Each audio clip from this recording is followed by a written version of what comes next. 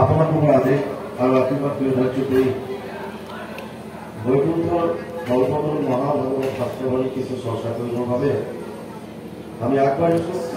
আপোনালোকৰ সহায় সহযোগিতাৰ অবিহনে এই কাৰ্য সম্ভৱপৰ হৈ নুঠিব। সেই অনুষ্ঠানৰ প্ৰাক মুহূৰ্তত বিৰাজমান হৈ আছে চৰাইটো দেহতো একে আত্মা আছে। সেইকাৰণে সকলোকে জীয়ক আৰু সিহঁতক জীয়াই থাকিবলৈ দিয়া। এই সমভাৱবিলাক সাত্বিক ভাৱত আপুনি গৈছে, সাত্বিক ভাৱত গৈ পেলাই আপুনি জীৱৰ কল্যাণ কৰিছে। এটা উদ্দেশ্য মনত আছে, যাতে ভগৱানে মোক ভাল পায়। কৈছে এইটো মধ্যমত ৰাখিছে। কিহৰ সাত্বিকত? তাতকেও ওপৰত উঠিছে নহি অৱশ্যকে বিধি মানে। বিধি মানে কৰ্তব্য, নিয়ম। বিধি বেদত দুটাই বস্তু আছে, এটা বিধি এটা নিষেধ। ডু আৰু ডোন্ট দুটা বস্তুৱে আছে। এটা কৈছে বিধি, বিধি মানে হোৱাট টু ডু, কি কৰিব লাগে, সেইটো হৈছে বিধি ডু। আৰু এটা হৈছে যিটো নিষেধ কৰিছে ডোন্ট, এইটো নকৰিব। শাস্ত্ৰত দুটা বস্তু বেদত, এটা বিধি এটা নিষেধ। এতিয়া ইয়াত কৈছে মানুহৰ জীৱন ললো যেতিয়া, মনুষ্য জন্ম পাইছো যেতিয়া, ঈশ্বৰ আৰাধনা কৰাটো আমাৰ কৰ্তব্য।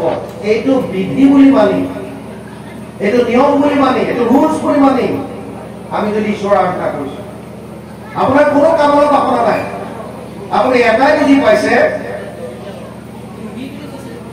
নুহি অৱশ্যকে বিধি মানি। নুহি মানে আগৰটো কৈছে নহলে অথবা, নুহি মানে অথবা, মানে ইয়াত তিনিটা কলেতো। আগতে কি কলে? পাপ মোৰ হক নাশ, ভগৱন্ত হক প্ৰীতি।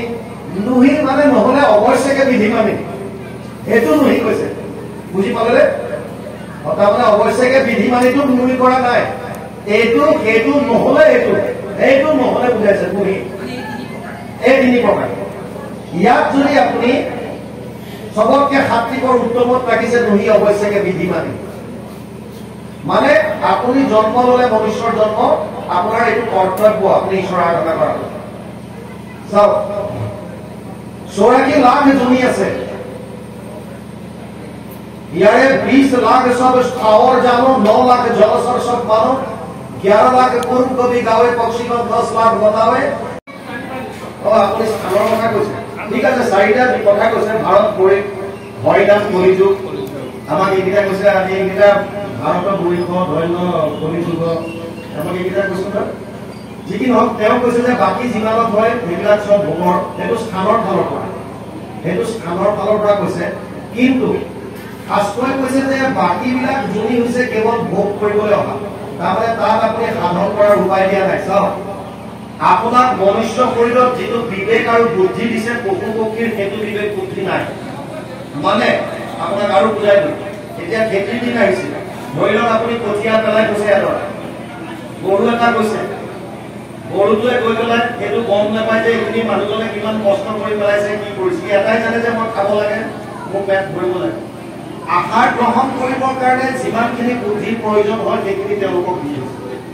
কেৱল ভোগ কৰি সিহঁতে যিটো সঞ্চিত কৰ্ম হৈ আহিছিল প্ৰাৰব্ধ, সেইখিনি ক্ষয় কৰিব পৰাৰ শক্তিটো কেৱল কেৱল দিছে। কিন্তু মানুহৰ যদি আপোনাক এনেকুৱা এটা শক্তি দিছে, আপোনাক বিবেক বুদ্ধি দিছে, জীৱ জন্তুক মুখত ধ্বনি দিছে, আপোনাক বাণী দিছে, সিহঁতক কেৱল ভোগ কৰিবৰ কাৰণে বুদ্ধি দিছে, আপোনাক বিবেক বুদ্ধি ইমানকৈ দিছে যে আপুনি কোনটো ভাল কোনটো বেয়া এইখিনি আপুনি পুংখানুপুংখভাৱে জানিব পাৰে। জানি আপুনি ঈশ্বৰ আৰাধনা কৰিব পাৰে। ঈশ্বৰ আৰাধনা কৰিলে এই জন্মতে যদি গুৰু কৃপা হয়, যদি প্ৰভু ভগৱন্তৰ দয়া হয়, আপোনাৰ ভক্তিত আপোনাৰ সঞ্চিত কৰ্মৰ দোষলতা আপুনি বাৰ্ট কৰি দিব পাৰে। বাৰ্ট মানে নষ্ট কৰিব পাৰে সম্পূৰ্ণ। আৰু যদি নষ্ট হয় তেতিয়াহ'লে আপুনি আৰু পুনৰ জন্ম ল'ব নালাগে। বুজি পালে? মানুহৰ জীৱন চক্ৰৰ কথাটো চাওক, বৰ সুন্দৰ প্ৰশ্ন এটা কৰিছে। আপুনি কোৱাটো স্থানৰ কথা, এইটো লিখিছে ভাৰতবৰ্ষ আমাৰ এইকাৰণে শ্ৰেষ্ঠ বুলি কোৱা হৈছে। ইয়াতে ভগৱান কৃষ্ণ জন্ম কৰিছে, ইয়াতে তেওঁৰ যিমান অৱতাৰ হৈছে চব ভাৰত। কিন্তু ভাৰত বুলি কওঁতে আপুনি এতিয়া যিটো সীমাৰ পৰা সীমাবদ্ধ কৰি দিলে, এইটোৱে ভাৰত নাছিলে। আগতে গোটেই পৃথিৱীখনতে ভাৰতবৰ্ষ বুলি আছিল। বুজি পাইছে নে? গতিকে সেইটো ফালৰ পৰা কৈছে যে এইখন এইটো লগত অহাৰ কথা বুজাই আছে। এইটো যদি আপুনি বহল দৃষ্টিত যায়, গতিকে তেনেকুৱা এটা ভাবিলে ইয়াৰ বাহিৰে বেলেগ লোকবিলাক যিমান আছে সেইবিলাক ভোগৰ বুলি বুজাইছে। সেইটো মই কোৱা নাই, মই মোৰ কথাটো কৈছো যে এই যোনিত, মানুহৰ যোনিত স্পেচিয়েলি আপোনাক ইমান এটা শক্তি দিছে, যদি আপুনি ইয়াত ঈশ্বৰ আৰাধনা কৰে, আপোনাৰ সঞ্চিত কৰ্মত যিমানবিলাক আগৰ কোটি কোটি জনমৰ ফলবিলাক সঞ্চিত হৈ আছে, যিটো ক্ষয় নোহোৱালৈকে পুনৰপি জননম পুনৰপি মৰণম, আপুনি জন্ম মৃত্যুৰ চক্ৰত ঘূৰি থাকিব লাগিব। আৰু বুঝক, আপনি এইটো জন্ম পোৱাৰ আগতে কোটি কোটি বাৰ জন্ম লৈছে। প্ৰত্যেক জন্মত যিমানবাৰ মনুষ্য হৈ আপুনি কৰ্ম কৰি আহি আছে, সেই কৰ্মৰ ফলবিলাক আপোনাৰ সঞ্চিত হৈ আছে। বুজি পাইছে? ভাল বেয়া মিশ্ৰিত চব হৈ আছে। ধৰি লওক 1000 ইউনিট আছে আপোনাৰ, 1000 ভালো আছে বেয়াও আছে মিশ্ৰিত আছে। 1000 প্ৰথমতে আপুনি 200 ইউনিট লৈ আহিলে। এই 200 ইউনিটত পাপ আছে, পুণ্য আছে নে মিশ্ৰিত আছে? যদি পাপ, তেতিয়াহ'লে আপুনি অধোজনী পাব বুলি লিখিছে। অধো মানে কীট পতংগ কৰোৱা জীৱ জন্তু, এইবিলাক অধোজনী বুলি কয়। আপুনি কিয় এই 200 ইউনিটটো ক্ষয় কৰিবৰ কাৰণে আহিছে? বুজি পালে?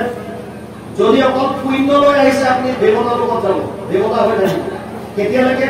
এই 200 ইউনিটটো ক্ষয় নোহোৱালৈকে। এই কম ভুক্ত স্বৰ্গলোক বিশালম ক্ষীণে পুণ্যে মৃত্যুলোক বিশন্তি, নৱম অধ্যায় 21 নম্বৰ শ্লোক। অৰ্জুনক কৈছে যেতিয়ালৈকে স্বৰ্গত থাকিব, যেতিয়ালৈকে তাৰ পুণ্যটো ক্ষয় নহয়।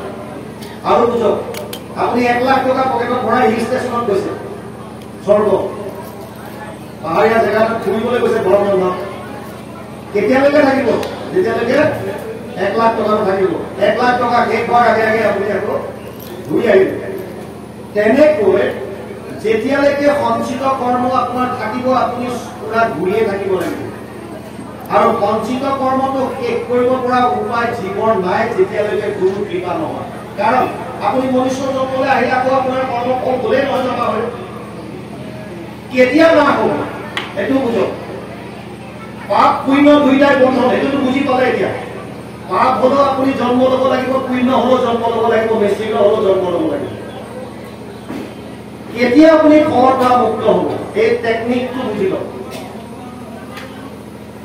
অৰ্জুনক কৈছে ইয়াত কৰসি যত অশ্মসি যত জুহসি দদাসি ইয়াত তপস্যসি কৌন্তেয় তৎপুৰুষ পদাৰ্থ। লোকচানটো তাৰ হ'ব নে আপোনাৰ হ'ব? তাৰ হ'ব, আপোনাৰ হ'ব। কিয়? আপোনাৰ হৈ পেলাই কি কৰিছিল? কৰা মানুহটো কোন? আপোনাৰ দেৱত্ব। প্ৰকৃততে কৰ্ম কোনে কৰিছে? পথাৰত কৰ্ম কৰা ল'ৰাজন হৈছে দেৱত্ব। কিন্তু কৰিছে কাৰ বাবে? আপোনাৰ বাবে, নিজৰ স্বামীৰ বাবে। লোকচানটো হ'ল কাৰ হ'ব? তাৰ একো নহয়, সি খাবলৈ পাব সময়মতে। বুজি পাইছে? তাৰ স্বামীয়ে এইটো প্ৰভাইড কৰিব লাগিব, যিমানেই লোকচান নহওক কিয়। তাৰ দায়িত্ব স্বামীৰ। আৰু পিছৰ বছৰ যেনিবা আপুনি দুগুণ ধান পালে, লাভটো তাৰ হ'ব নে আপোনাৰ? আপোনাৰ। তাৰ মানে ভগৱানে চিধা ফৰ্মুলা দিছে, যদি তোমাৰ জীৱনৰ প্ৰত্যেকটো কৰ্ম মোক অৰ্পণ কৰি দিয়া, কৰ্ম ফলে তোমাক চুব হোৱা। যেতিয়া আপোনাৰ কৰ্মফল সঞ্চিত কৰ্মত যোগ নহয়, আৰু আপুনি যিমান আনি আছে মাইনাছ হৈ আহি আছে। কাৰণ নতুনকৈ তাত যোগ হ'ব পৰা নাই, কাৰণ আপুনি প্ৰতিটো কৰ্ম স্বামীৰ বাবে কৰি আছে, কৃষ্ণৰ বাবে কৰি আছে। আৰু এনেকৈ কৰোঁতে কৰোঁতে কৰোঁতে কৰোঁতে যদি আপোনাৰ গুৰু কৃপা হয়, প্ৰভু ভগৱন্তৰ যদি হয়, দয়া যদি হয়, আপুনি একত শৰণ ল'লে সম্পূৰ্ণৰূপে প্ৰভু ভগৱন্ত, তেতিয়ালৈ কৈছে গুৰুৰ কৃপা প্ৰভু ভগৱন্তৰ দয়াত আপোনাৰ সঞ্চিত কৰ্মৰ টোপোলাটো বাৰ্ষ্ট হৈ যাব, নষ্ট হৈ যাব। আৰু যদি নষ্ট হৈ যায়, তেতিয়া আপুনি পুনৰ আহিবলগীয়া কথাই নাই। আপুনি ডাইৰেক্ট প্ৰভু ভগৱন্তৰ ধামত যাব, বৈকুণ্ঠত যাব। ক'বলৈ অভ্যাস কৰক, হে প্ৰভু আজি দিনটো তোমাৰ চৰণত অৰ্পণ কৰিলো। ক'ৰবালৈ যাবলৈ ধৰিছে, হে প্ৰভু এই যাত্ৰা তোমাৰ চৰণত অৰ্পণ কৰিলো। কিবা খাবলৈ গৈছে, হে প্ৰভু এই অন্নমুঠি তোমাৰ চৰণত অৰ্পণ কৰিলো। অভ্যাসটো কৰক, বাৰে বাৰে অৰ্পণ, মাত্ৰ মনৰ দ্বাৰা ভাৱ অৰ্পণ কৰিলো, তোমাৰ হৈ, তোমাৰ হৈ।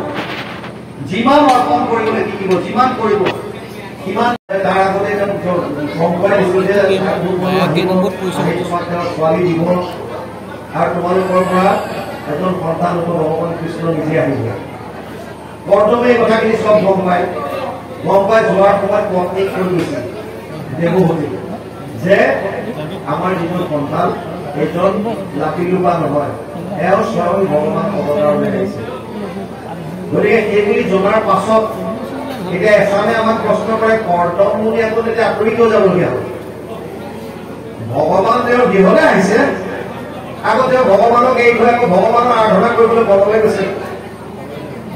বুঝি পাইছে নাই আপুনি চিন্তাৰ বিষয় হয় কাৰণ কৰ্তমৰ নিজৰ পুত্ৰ হিচাপে ভগৱান নাৰায়ণ তেওঁৰ ঘৰলৈ আহিছে কপিল হিচাপে আকৌ ভগৱান তললৈ গুচি গৈছে কি কৰ্তম তললৈ গৈ তেওঁ ঈশ্বৰ চিন্তা কৰিছে কথাৰ তাৎপৰ্য তেওঁতো শাৰীৰিক ৰূপে ইয়ালৈ আহিছে কিন্তু যিজন ভগৱান তেওঁৰ হৃদয়ত ধাৰণ কৰি ৰাখিছে সেইজনৰে চিন্তা কৰিছে তেওঁ য'লেই নাযাওক তেওঁ গোপীৰ মনত যেনেকৈ আছিলে গোপীসকলে যেতিয়া উদ্ধৱে বুজাবলৈ কৈছিল বোলে তুমি আমাক বুজাই লাভ নাই উদ্ধৱ মন নাহি 10-20 এক মন সব হয়ে গাধা সব কাহে কো আৰাধেইছ তুমি কোৱাৰ দৰে মন 10টা-20টা নহয় আমাৰ মন এটাই সেইটো অলৰেডি কানাইত দি থৈছো মানে ভগৱান কৃষ্ণৰ চৰণত দি থৈছো গতিকে তুমি আমাক এইবিলাক জ্ঞানৰ লেকচাৰ মাৰি লাভ নাই তাৰমানে তেওঁলোকৰ অহৰহ মনৰ ভিতৰত কেৱল কৃষ্ণময় হৈ আছে ঠিক তেনেকৈ কৰ্তনৰ যিজন হৃদয়ত কৃষ্ণ বিৰাজমান হৈছে তেওঁৰে চিন্তন কৰি গ'ল আৰু যাওঁতে দেৱভূতিক যেতিয়া চিনাকি কৰাই লৈ গুচি গ'ল তেওঁৰে এজন ভগৱান কৃষ্ণ জনাৰ পাছত তেতিয়া দেৱভূতিয়ে গম পালে যে এইজন সন্তান আন কোনো নহয় পৰম ঈশ্বৰ গতিকে তেওঁৰ পৰা জ্ঞান পাইছে ভাগৱতত এইটো ক্লিয়াৰ কাট আছে বুজি পালে নহয়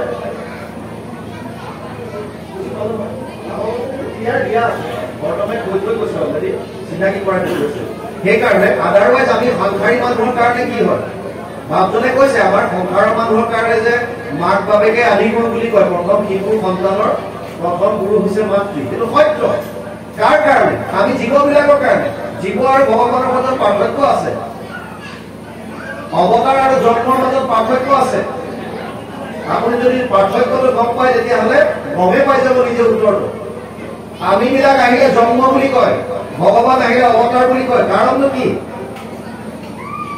কাৰণ উদাহৰণ এটা বুজক এটা মানুহ অন্ধকাৰ ৰাস্তাত এটা গলিয়েদি গৈ আছে হঠাৎ এটা গাঁতত সোমাই গ'ল গম নোপোৱাকে গাঁতটোৰ পৰা উঠিব নোৱাৰা হ'ল এটা ৰিং ধৰক হিউ পাইপৰ দৰে এটা আছে তাত সোমাই গ'ল পলাব নোৱাৰা হ'ল এতিয়া জোৰত চিঞৰিছে বচাওক বচাওক বচাওক অলপ পাছত সেই বাটেদি বেলেগ এজন মানুহ গৈছে হাতত পোহৰ আছে আৰু তেওঁ কাৰোবাৰ আৰ্তনাদ শুনিছে ওচৰলৈ গৈ টৰ্চ মাৰি চাইছে যে এই পাইপটোত অৰ্থাৎ এটা ডাঙৰ এটা গাঁতত মানুহ এজন তলত পৰি আছে এটা পিছৰজনৰ নিজৰ ইচ্ছাৰ কথা তেওঁ যদি ইচ্ছা কৰে তেতিয়াহ'লে গাঁতটোত নিজে সোমাই এই মানুহজনক তাৰ পৰা উঠাব আৰু যদি ইচ্ছা কৰে বোলে মই নিজে নোসোমাওঁ মই ইয়াৰ পৰা ৰছী তললৈ পেলাই ইয়াক তাৰ পৰা উঠাই দিম আৰু যদি ইচ্ছা কৰে তই চিঞৰি আছ চিঞৰি থাক মই নিজে গুচি যাওঁ তেওঁৰ নিজৰ ইচ্ছাৰ কথা যদি নিজে ইচ্ছা কৰি তেওঁ গাঁতটোত অৱতৰিত হয় সেইটো অৱতাৰ বুলি কৈছে তেওঁৰ নিজৰ কণ্ট্ৰলত আছে কেতিয়া সোমাব কেতিয়া ওলাব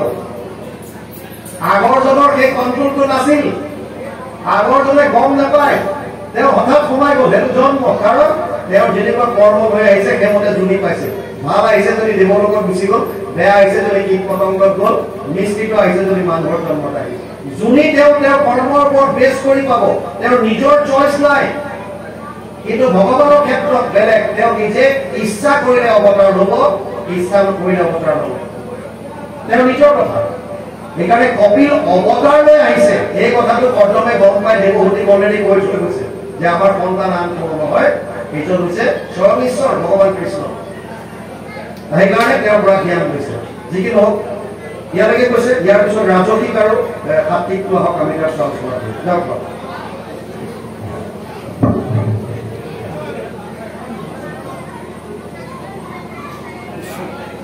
বিষয়ত কৰি আছা সূৰ্য চাৱে প্ৰতিবাদ মুহূৰ্তটো জয় তিনিও প্ৰকাৰ ইটো ৰাজভগৱতী মাত্ৰ তদু আগে কহিলু নিশ্চয়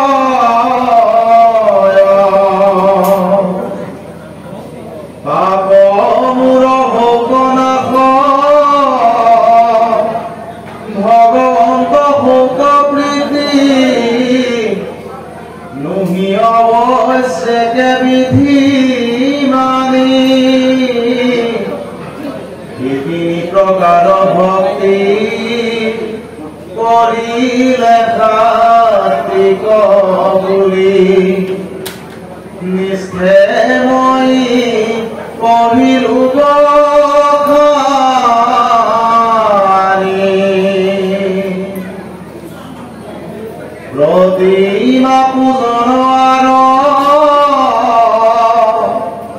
ভেদ অভাব দৰিদ্ৰ তিনি দুখ মান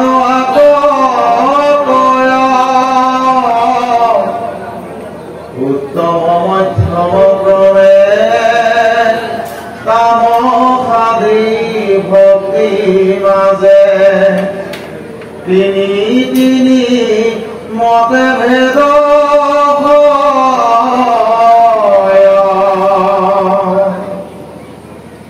একো বিধি নব নব প্ৰকাৰে হৈ আছে ভেদ তাক বুজিবা দিয়া মতি সগুণ ভকতিয়েহি একাধিক আশীৰ্বিধ আৱে বহু নিৰ্গুণ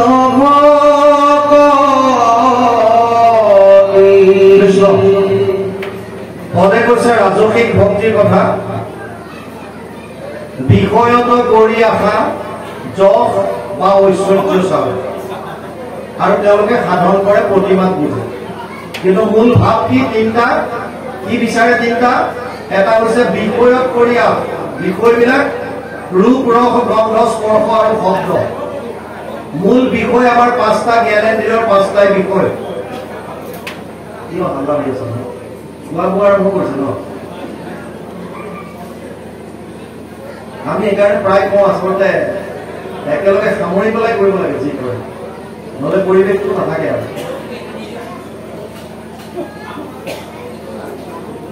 হয় যি কি নহওক শুনাসকলে শুনি থাকক উপায় নাই আমাৰ নামঘৰত উপস্থিত থকা আমাৰ শ্ৰোতাসকল দৰ্শকসকল আমি অনুৰোধ জনাইছো অকণমান নীৰৱতা অৱলম্বন কৰক কাৰণ আমাৰ ঈশ্বৰৰ কথা চলি আছে অকণমান খাই উৰুমিতা হৈছে বিশেষকৈ সিফালে নামঘৰৰ কাষত অকণমান নীৰৱতা অৱলম্বন কৰিবৰ বাবে অনুৰোধ জনাইছো কৃষ্ণ বিষয়ত কৰি আশা বিষয় হৈছে পাঁচটা জ্ঞানেন্দ্ৰিয়ৰ পাঁচ ধৰণৰ বিষয় ৰূপ ৰস গন্ধ স্পৰ্শ আৰু শব্দ এই পাঁচটা বিষয়ৰ কাৰণেই আমি আমাৰ যিমানবিলাক কৰ্ম আছে কৰ্ম কিবা চাবলৈ চোৱাৰ আশা কিবা খোৱাৰ আশা কিবা শুনাৰ আশা কিবা স্পৰ্শ কৰাৰ আশা কিবা শুনাৰ আশা এই পাঁচটা বিষয় মূল ইয়াৰ লগতেই গোটেই ৰিলেটেড হৈ আছে গতিকে এইবিলাক আশা কৰি যেতিয়া ভগৱানৰ ওচৰত গৈ কোনোবাই ভক্তি কৰে বিষয়বিলাক কিয় বিচাৰে কাৰণ আমি ভাবো যে বিষয়বিলাকে আমাক আনন্দ দিব যশ ঐশ্বৰ্য আছে প্ৰথম হৈছে বিষয়টো কিয় বিচাৰো আমি ভাবো যে এইবিলাকে আমাক আনন্দ দিব তাৰমানে মোৰ যদি ধন টকা পইচা আহে মোৰ যদি ঘৰ দুৱাৰ ভাল হয় তেতিয়া মোৰ মানে বহুত ভাল লাগিব মই আনন্দ পাম অমুক তমুক ভাৱ লৈ ঈশ্বৰৰ ওচৰত প্ৰাৰ্থনা কৰে দ্বিতীয়টো কৈছে যশ তেওঁ ভক্তি কৰে কিন্তু তেওঁক মানুহে ভাল বুলি কওক তেওঁ যশ হওক চাৰিওফালে জনপ্ৰিয় হওক ঐশ্বৰ্য মানে সম্পদ ধন টকা পইচা ইত্যাদিবিলাক বিচাৰে যদি এনেকৈ ঈশ্বৰৰ ওচৰত প্ৰাৰ্থনা কৰে আৰু কিছুমানে প্ৰতিমাত তেওঁক পূজন কৰে প্ৰাকৃত ভকত বুলি কয় যেনেকৈ সৰু ল'ৰা ছোৱালীক ABCD বা অ আ ক খ শিকালে অ মানে অমিতাভ এটা দেখুৱাই দিয়ে কৰ পৰা কমলা বা ক আঁকি দেখুৱাই দিয়ে প্ৰথমতে তেওঁলোকক অ মানে অমিতাভ বুলিয়ে কয় অ মানে অমিতা কিন্তু ডাঙৰ হলে গম পাই যে অ মানে অমিতা নহয় অ মানে অয়ে কিন্তু প্ৰথমতে অ মানে অমিতা আ মানে আম এনেকৈ বুজায় এইটো হৈছে প্ৰাকৃত সৰু তেওঁলোকক আকৃষ্ট কৰিবৰ কাৰণে ৰং বিৰঙী বস্তুবিলাক দিয়ে আপুনি ধ্যান কৰিবলৈ যাওঁতে যেতিয়া কৃষ্ণৰ সুন্দৰ ৰূপ এটা ভাগৱতে যেতিয়া কব আপুনি আখৰৰ পৰা বস্তুটো আনিব পৰা নাই প্ৰথম অৱস্থাত যেতিয়া প্ৰথমতে গৈ কোনোবাই মূৰ্তিৰ যোগত লৈছে কিন্তু আমাৰ গুৰুজনাই কৈছে একো প্ৰয়োজনে নাই ভকতৰ সংগত শ্ৰৱণ কৰা ভকতে চৈতন্য ৰূপটো তোমালোকৰ হৃদয়ত ধাৰণ কৰাই দিব ইমান শক্তি ভকতৰ আছে ভকতে নিজৰ শ্যাম সুন্দৰৰ সুন্দৰ ৰূপটো তোমালোকৰ হৃদয়ত চৈতন্য ভাৱত ধাৰণ কৰি দিবা। তুমি বিশেষ স্থানত গৈ ভগৱানক নভজিল হ'ল, কাৰণ যিজন ঈশ্বৰ আছে সেইজন তোমাৰ হৃদয়ত বিৰাজমান হৈ আছে। তুমি যলৈকে যোৱা তেওঁ তোমাৰ লগত থাকিব। যিটো প্ৰাণবন্ধু কৃষ্ণ হৃদয়তে আছে, সেইটো মনেহে কৰিব লাগে। সেইটো কৰা কোনো নাহি হানি এতে কলে পথ পানী সুস্থ সুন্দৰ দেৱতাৰতে। কিন্তু তাকে নকৰি বহুতে বিগ্ৰহৰ সুবিধা লয়, যদিও ভাগৱতে তাক প্ৰাকৃত ভগৱান বুলি কৈছে। তাৰ পাছত ক্ৰমাগতভাৱে ওপৰলৈ উঠে, তেতিয়া বিগ্ৰহৰ পৰা আঁতৰ খাই যায়। ইয়াত কৈছে যে যিবিলাকে বিষয়া আশা কৰি নিজৰ যশ বিচাৰি বা ধন টকা পইচা বিচাৰি পেলাই ঈশ্বৰক ভক্তি কৰে, তেওঁলোকৰ ৰাজসিক ভক্তি। আৰু ইয়াতকে উত্তম বুলি কৈছে সাত্বিক ভক্তি। সাত্বিক ভক্তি কি কৰে? পাপৰ হওক নাশ প্ৰথম, ভগৱন্ত হওক প্ৰীতি মধ্যম, নহি অৱশ্যকে বিধি মানি। তিনিটা কোৱালিটি দিলে। প্ৰথম কৈছে পাপৰ হওক নাশ। সাত্বিক ভক্তি ভগৱানৰ ওচৰত গৈছে, কিন্তু কৈছে যে হে প্ৰভু, মোৰ দ্বাৰা যদি কিবা পাপ হৈছে আপুনি পাপখিনি নাশ কৰা। সাত্বিক এই কাৰণে, কাৰণ তাত কাৰো অকল্যাণ নাই, কাৰো আপুনি অহিত চিন্তা কৰা নাই, কোনো ধৰণৰ মনত কলুষতা নাই, কপটতা নাই। ইভেন আপুনি প্ৰাৰ্থনা কৰিছে হে প্ৰভু, জানিব অজানিতে মোৰ দ্বাৰা যদি কৰবাত কিবা পাপ হ'ল, তেতিয়াহ'লে সেই পাপ তুমি নাশ কৰা। যিহেতু তাত অকণ হলেও সকাম আছে, আপোনাৰ উদ্দেশ্য আছে, সেইকাৰণে সাত্বিকৰ এইটো পাপৰ হওক নাশটো কনিষ্ঠত ৰাখিছে। তাৰ পাছত কৈছে ভগৱন্ত হওক প্ৰীতি, ভগৱানে ভাল পাওক। বহুতে কৰ্ম কৰে ভগৱানে ভাল পাওক বুলি ভক্তি কৰিছে,